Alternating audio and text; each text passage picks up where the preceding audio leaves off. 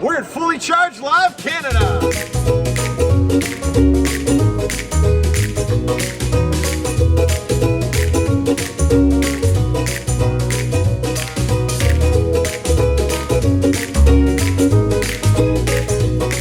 So here we are at Fully Charged 2023 right here in Vancouver, Canada. Let's go inside and check it out.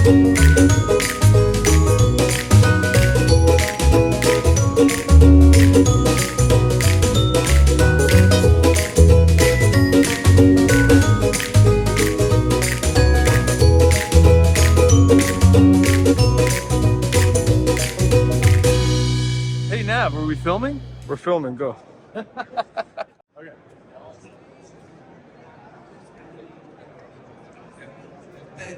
Should have warned me about the traffic.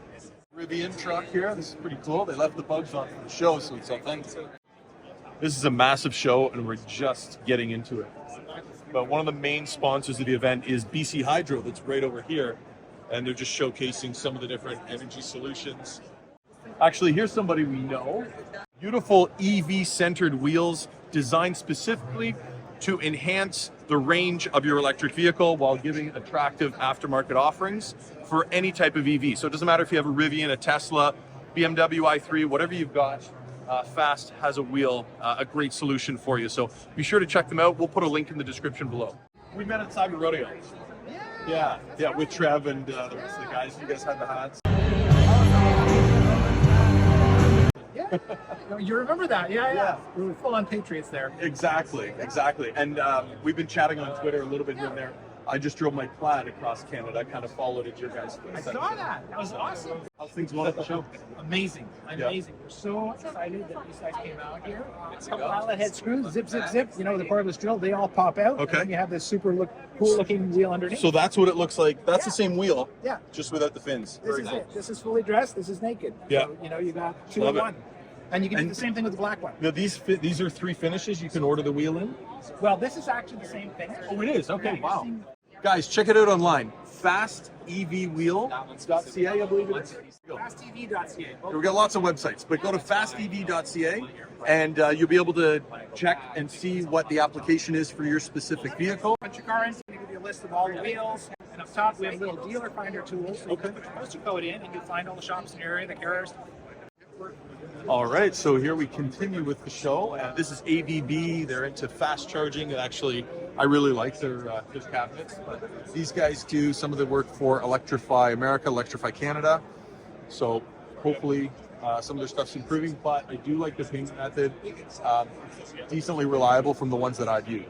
Hey guys, it looks like Nino Dakar is up on stage. We actually met him back at his event in downtown Toronto. He's with Electric Autonomy and such a great guy, super passionate about all things electric.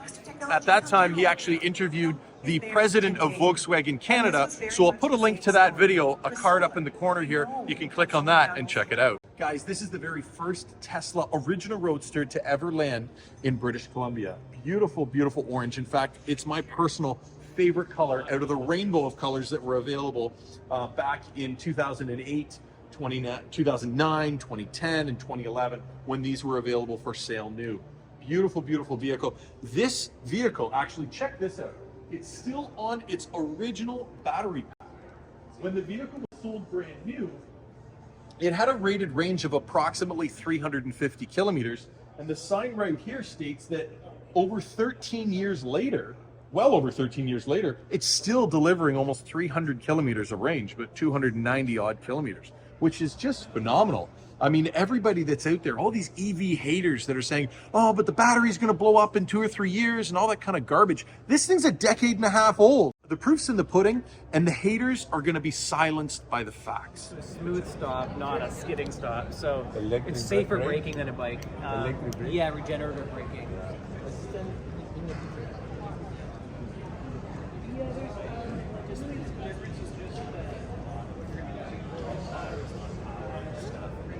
All right, guys, we found it, the Rivian R1S. Look at this beautiful beast. This is the ultimate electric family hauler for those that want to tow and go off-road. Now, we have a Model X, which I love the Model X, but this truck offers a few features that are super family friendly, especially for that family that has an active lifestyle, that has more than 4 children. This is a 7-seater, but I love this rear tailgate. This is a super classy truck. Look at the storage underneath here. Look at the massive amount of cargo space, first of all. Really cool kind of a rail tie-down system here on each side. We have the tailgate, which makes it super easy for loading things, but also if you have all those bags of groceries and sometimes that stuff can move around on you, you can load up the back and open the tailgate without having it roll and spill out. Rivian has the flush door handles that pop out when you unlock the vehicle. Interior, we've got the black here. There is also the green as well as the lighter gray. Beautiful, beautiful interior. We've got the rear screen. The nice thing about Rivian, just like Tesla, is that has software updates, and that is key. And that's going to become the expectation with automakers moving forward, is to have the vehicle continue to get better with time. The longer that you own it, it'll increase in usability and comfort. Let's take a look inside here. Beautiful big landscape style screen. We have integrated Amazon Alexa, beautiful wood grain. We have ambient lighting underneath here. Just absolutely beautiful wireless charging pad in the middle here, and that beautiful big full glass roof. All right, so let's take a look at the front. Now, the cool thing about the Rivian is that this, unlike the Model X, is a power front trunk. So this, with the touch of your phone app or your key, there is also a button on the vehicle that allows you to open and close this completely hands-free, which for a lot of people is a big deal, and I'd love to see that integrated into the Model X in the future. We'll see what Tesla decides to do. Really cool light bar up front. This does change to green when you are charging the vehicle. You can see the action of that charge port opening up there. And this right now has the CCS plug, but Rivian has announced, thankfully, they are switching next year to Tesla's NACS plug. So we're super excited to be able to charge the Rivian R1S at the massive Tesla supercharger network. You may have not seen this feature, but it's not an umbrella like a Rolls-Royce, but it is pretty cool. Rivian has a flashlight built right into the door. Let's hop inside. We're gonna see that we've got 2 big displays here, beautiful driver display, very clear graphics here, and the animation on it is really slick. Again, no buttons here. We just simply hop in the vehicle. Your phone is your key. Also, Rivian actually has a bracelet that you can use as well, which I love for the outdoor enthusiasts. This is actually my first time in the Rivian R1S.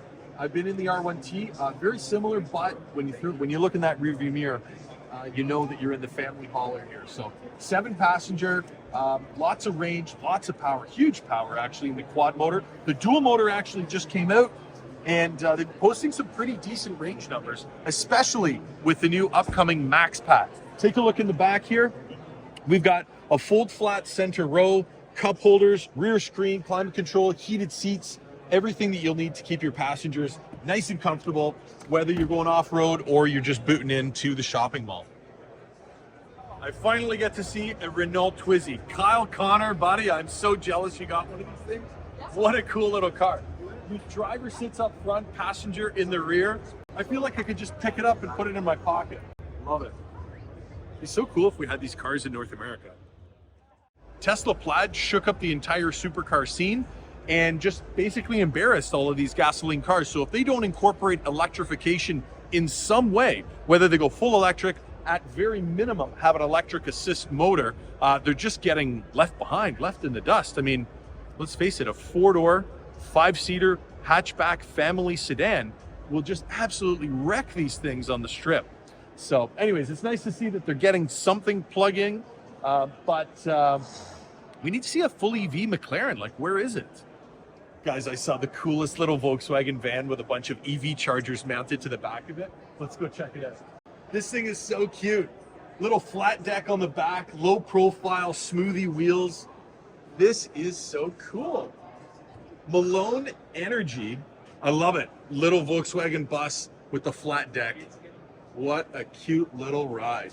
Here we are in gorgeous Vancouver, British Columbia, Canada. Look at the view we've got out here. We've got some seaplanes taking off. We've got the lighthouses. We've got the mountains behind us, but look at this gorgeous SUV. This is the new Pulsar 3. This is the one you're definitely going to want to get down to your Pulsar space and take for a test drive as soon as it's available. This guy here is a 5-seater. It is available only as a dual motor. Now it does have a performance variant that's on its way. This is the setup that we see here because we know the performance variants with Pulsar have the gold accents, the seat belts, the brakes, even the valve stem covers on some of them come with that kind of goldy bronze look to it. Beautiful, beautiful design here. We've got a kind of a built-in spoiler here with an aerofoil design. Again, aerodynamics is the name of the game with this vehicle. Flush-mounted door handles that kind of pop out when you approach the vehicle. Even this front spoiler. So check this out. Naveed, come on around here, and you can see right through where the air is allowed to pass through the underneath of the hood here and come up over top of the bonnet and carry over the car. Beautiful setup. Again, it's available only as a dual motor all-wheel drive in both the standard setup, which is still a long range, but also that performance variant. That's the one I'm really going to want to take for a drive. But behind me is kind of a cool smoky unit there. This is the Pulstar 2 BST230. Now this is a limited edition. They're only building a few hundred of these units, but this thing is maxed out when it comes to handling. We've got the upgraded Brembo brakes. We've got the Olin suspension. It's got every tie rod, every sway bar, every shock absorber. Everything is tuned for ultimate handling and performance. This is a spicy four-door. Really cool. I'm loving kind of this, like, it's not even Nardo gray. It's got almost like a khaki, kind of a green, kind of a pastel look to it. I love this color with the black wheels. It's got the matte striping with the Pulsar 2 logo on the hood. What a cool, unique ride. The gold accents of the brake calipers, as well as the gold seat belts inside. This is the ultimate in performance for the Pulsar 2. And this is the new electric Genesis. We've gone all out with the front. So if you are looking to store a single slice of pizza, this is the vehicle for you. All right, guys, here we are at the Hyundai Genesis GV60. This vehicle here, again, a little more luxuriously appointed. We've got the crystal ball here. You'll be able to know what your future is even before you get there. The car's going to tell you. We've got the suede inlays on the door paneling. You know, this is really kind of the very best that Hyundai has to offer. They really went all out with this vehicle as far as the details, just like this speaker that's falling off. But other than that, it's a great vehicle. If you are kind of have a fetish for fingerprints, that's the paint for you too. Check out the Hummer EV. Now, I did a little bit of an up close and personal back when we were at the Canadian International Auto Show in Toronto last year in the spring. So check that out. I'll put a card for it up here in the corner. Let's go check it out. Here it is, the Hummer EV. Now, this vehicle does have a cool feature. The roof panels are removable and they store in the big power frunk up front, which is kind of neat. It has a huge air suspension. As you can see, it's in its highest ride setting right now. And it is able to hunker down. And when you use the WTF or watts to freedom launch mode, it's going to slam the suspension as low as it can go and then rocket this 9,000 pound beast 0 to 60 down into the 3-second range. So it's very, very quick, uses a ton of energy. The battery in this vehicle is absolutely colossal, well in excess of 200 kilowatts.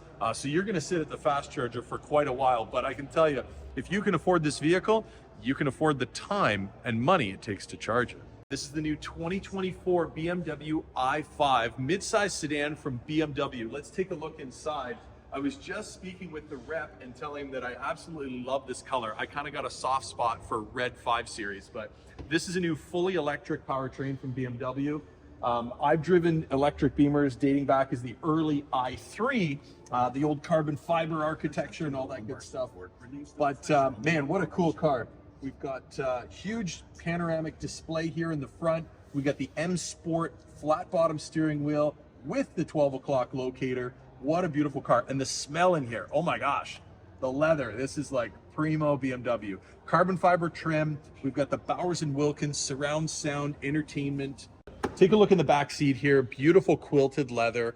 We've got dual zone climate control available for adjustment in the center display there for rear passengers. Just a beautiful design car. Come on around the back here. We've got just a very subtle lip spoiler on the boot lid here, as they say in Europe. And underneath we have the charging cables here. Nice little case that comes from BMW, and still a decent amount of trunk space. Those rear seats do fold down in a 60-40 fashion, and it looks like you do have a center pass through as well for longer items like skis and things like that. Really cool wheels here. I love this design, almost like kind of like a chrysalis sort of snowflake with the gloss black paint, and then you've got a few machined accents on there with the M logo accented against the red brake calipers. Beautiful, beautiful design. We've got the 5 Series logo, so this is something new up here. That 5 Series logo up in the pillar. Really cool setup. There's our charging port there. We have the CCS connector J1772, and hopefully we'll see BMW joining NACS with their plug, so they can access an even larger amount of chargers in the industry. Beautiful little setup here with the surround cameras. I've played around with the BMW infotainment system in the past, and it's got that great bird's eye view that you can do what to maneuver and park the car.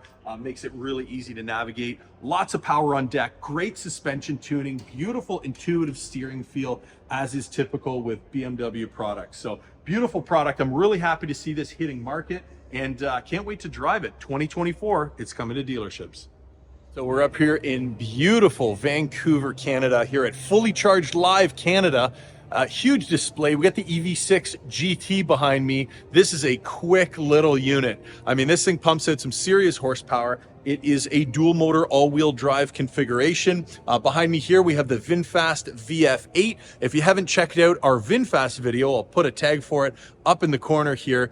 Be sure to check that one out. That's a unique setup there. They've got the VF8, VF7, the 9, big family car as well. So great to see all of these companies getting their vehicles out to fully charged here in Vancouver, Canada. We got lots more coming down the pipe.